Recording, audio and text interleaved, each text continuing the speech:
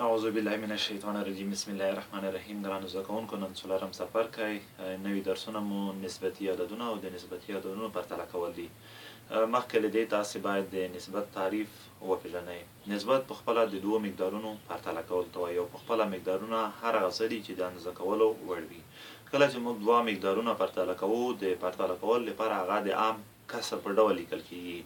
نو دلته هم هغه خبره ده، هر هغه عدد چې د عام کسر په شکل ولیکل شي په خپله نسبتي عدد دی. نو په عموما کې د تعریف په یاد ولرئ چې هغه عدد په عموما کې که د n پر d شکل ولري، په داسې حالت کې چې د مخرج عدد یا d خلاف د صفر وي، نسبتي عددونه دي. مخرج صفر کېدل ځکه ستونزه جوړوي چې عدد تقسیم پر صفر لایتنهي کېږي او لایتنهي داسې یو عدد دی چې هغه د شمیرلو وړ نه دی. نو باید مخرج صفر نه وي، نوره که هر عدد وي د صحت وړ دی. بله خبره دغه یاد لرئ چې لکه څه ډول چې تام اعدادو کې متضاد عددونه موجود وو، لکه د مثبت لپاره منفي او منفي لپاره مثبت، همدا خبره په نسبتي عددونو کې هم صحت لري. لکه دلته په عددي محور باندې د مثبت 3/5 لپاره منفي 3/5 او د مثبت 2/5 لپاره منفي 2/5 متضاد عددونه شتون لري.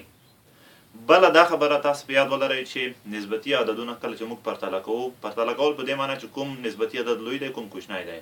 د دې لپاره 3 قاعدې مهمې دي. لومړی قاعده دا ده چې که چیرې مخرجونه د مساوي وي د نسبتي عددو، صورتونه یو شان نه وي، نو هر هغه نسبتي عدد لوی دی چې صورت یې لوی وي. لکه دلته 4 د 2 څخه لوی دی، نو دغه نسبتي عدد له دې څخه لوی دی، یعنی 4/5 لوی دی د 2/5 څخه. دویمه قاعده دا ده چې که چیرې صورتونه یو شان وي، مخرجونه یو شان نه وي، نو په دا حالت کې هر هغه نسبتي عدد لوی دی چې مخرج یې کوچنی وي. دلته مخرج کوچنی دی له دې څخه، نو دغه نسبتي عدد له دې څخه لوی دی، یعنی 5/2 لوی دی د 5/4 څخه. دریمه قاعده، که چیرې صورتونه او مخرجونه ټول یو شان نه وي، نو په دا حالت کې به مشترک مخرج یعنی کوچنی مشترک مضرب ټاکو. د دغه لپاره د یوه نسبتي عدد مخرج د بل په صورت او مخرج کې ضربوو ترڅو هم مخرج شي. هم مخرج چې دی هغه د دواړو لپاره بیا کوچنی مشترک مضرب دی، یعنی د دواړو د مخرجونو د عددونو لپاره مقصد.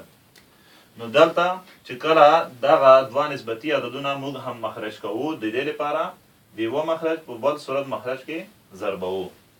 نو لیکو 3/2 ضرب په 2 کې 2/2 د دې مخرج د دې په صورت مخرج کې ضربوو، یعنی 15/2 ضرب 2/2.